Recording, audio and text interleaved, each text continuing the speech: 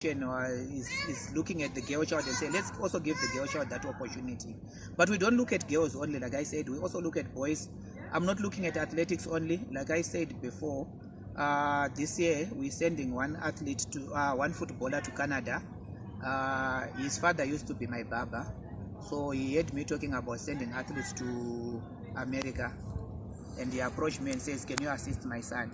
So that will be the first guy from besides athletics who is coming from a different field altogether.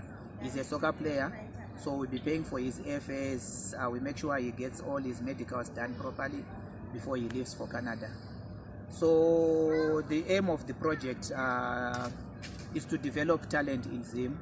I think if you look at international level, we are very behind. So I said we took it upon ourselves to say, you know what, let's start now, develop a new team that will probably represent us well in the next Olympics and World Championships. That's our main focus from the foundation. And that's the reason why we are now working hand in hand with most of the American colleges and universities to groom our talent and make sure we have proper representation in the future Olympics and World Championships. In terms of athletes, on the group that went first, I think Bradley is doing very well. He's been performing very well. He's been one of our top athletes so far. And unfortunately, I don't know why he wasn't selected for the national team this year for the Olympics and stuff. I think the powers that be knows better. But he was doing very well. For the past 2.5 years, he's been in the USA. And all the other athletes that are there, they are doing well, and we are happy with their progress. And we still believe come 2024, all our guys that are already in USA on this program, they should qualify for the Olympics or World Championships.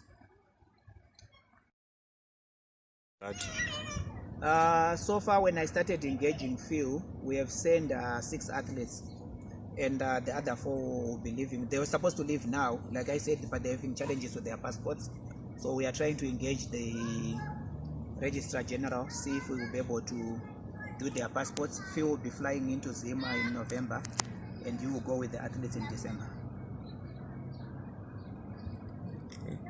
How many beneficiaries do you have so far? During next year's time, we had next year was in South Africa. Then we had 2 students who had Great Zimbabwe. Then we had 3 kids that were still in primary school. They are now in high school, and we are still paying for their fees in Harare. So if you look all together, I think so far the beneficiaries of this program, they are now coming to almost between 15 and 20 now, including the ones that will be leaving January next year. I think our number will be between 15 and 20. Your family couldn't afford the university fees, so I took over as from university only. We knew her after she had completed her A-levels, when she was now looking for a place to study law in university. That's when I took over, and she was sent through our Giving Back to the Community or our CSR program at Boardman Projects. Okay. Schools then, I don't want to lie, we had everything. I remember during my boarding days, you would only carry your uniform to school, and everything was catered for. So it opened a lot of doors for me, because I used to compete in various sports events. They would take you all over. Even when you qualified for these national championships, they used to call them Nash championships for the schools, and we had the opportunity to travel all over the world.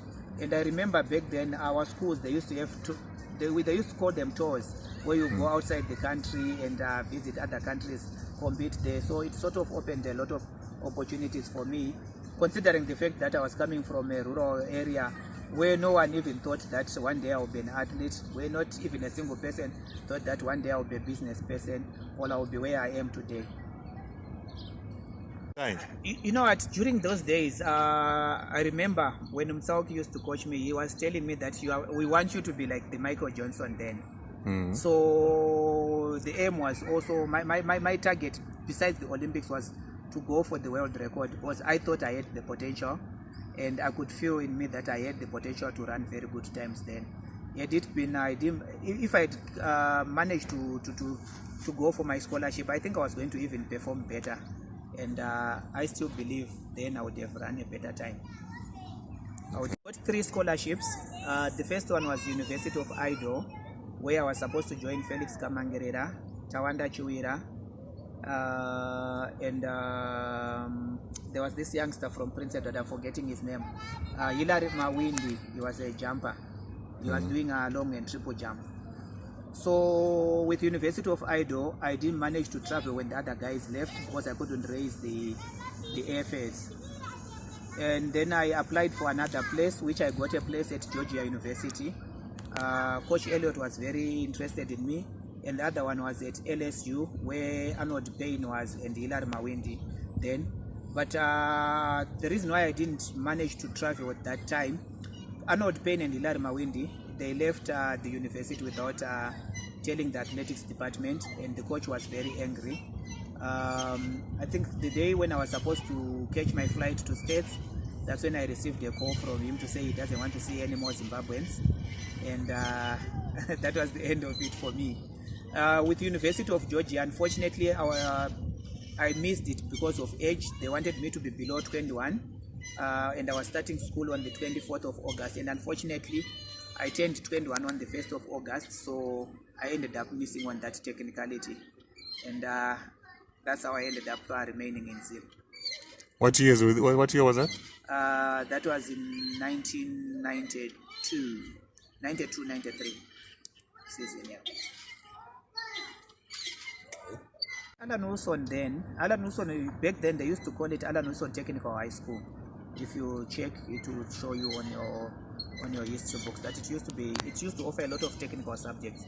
So I started studying engineering when I was in Form 1, and by the time I was in Form 4, I was qualified as a journeyman, as a Class 1 fitter machinist, and I also wrote then it was the national certificate and the national diploma when I was in high school, and I continued with engineering when I was also doing my A-levels, and I wrote the HND, mechanical engineering, when I was still a student at Allan Wilson. By that time, when I left Allan Wilson, really I was doing engineering because it was part of the subjects that were being offered. Because I was in an A class, which was specializing more in technical subjects. But my passion was to be a medical doctor. I wanted to be a medical engineer, and unfortunately, I got 9 points on A level. I didn't make it into medical field. But because I had an HND in engineering, I decided to pursue engineering. And then after I left my A-levels, I joined Londro as a graduate trainee. During the learnership program, I pursued the City and Guilds program, which I did T1 up to T5. Then after the T5, I registered the program for chartered engineers then. And I studied until I qualified as a chartered engineer in 1995, sometime in April. After engineering and having worked at Shabani Mine, I went through a rough patch at Shabani Mine. It wasn't all roses. Yes, I was qualified, but I started as a technician when I joined Shabani Mine for some years before I was even recognized as an engineer. Then I told myself, you know what, one day I would want to start my own business, or I would want to be an executive in the company. Then I decided to start a postgraduate diploma in business leadership, which was a three-year program, and I finished the program. Then after that, when I was in South Africa now, working for Manhattan Process Plants and ESCOM, I decided to pursue, because I was mainly in the projects field. I was doing quite a lot of projects. Then I did a program in projects management. When I finished project management, my then CEO at Manhattan, Michael Polaris, is late now. He says, you know what, you have a lot of potential. Why don't you look at some of these schools that are out there and probably do an executive program? You never know one day where you will be. So 2016, when I was now at board meeting as a director, I decided to join Gibbs Institute of Business Leadership for their one-year executive program, which I completed. After I completed that, that's when I saw they were advertising another year program, which was slightly higher than the one that I had done at Gibbs, which was at Harvard Business School. So I went to Harvard Business School for a year to do the executive program. After completing that, the beauty about the Harvard program, the GIFT program, it was also working in conjunction with Oxford University in UK. So I also attended part of my lessons at Oxford University in UK, besides the Harvard program that I did. So I've done quite a number of business leadership programs up to date.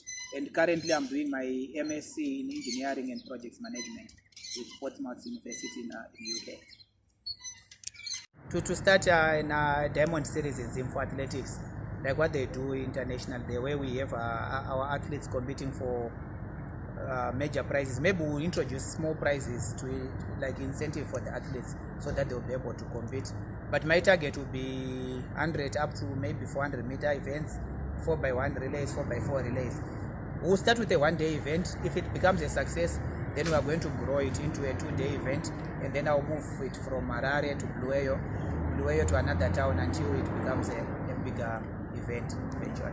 And you're hoping that you can attract like even the top Jamaican athletes? What we're trying to do is we want to also to invite some of the athletes within the region, southern region, and also athletes from all other countries that we might feel will give our athletes a bit of challenge or competition. And the ultimate aim of that is to grow the Zimbabwean sport. Once a soldier will remain a soldier. I love my sport.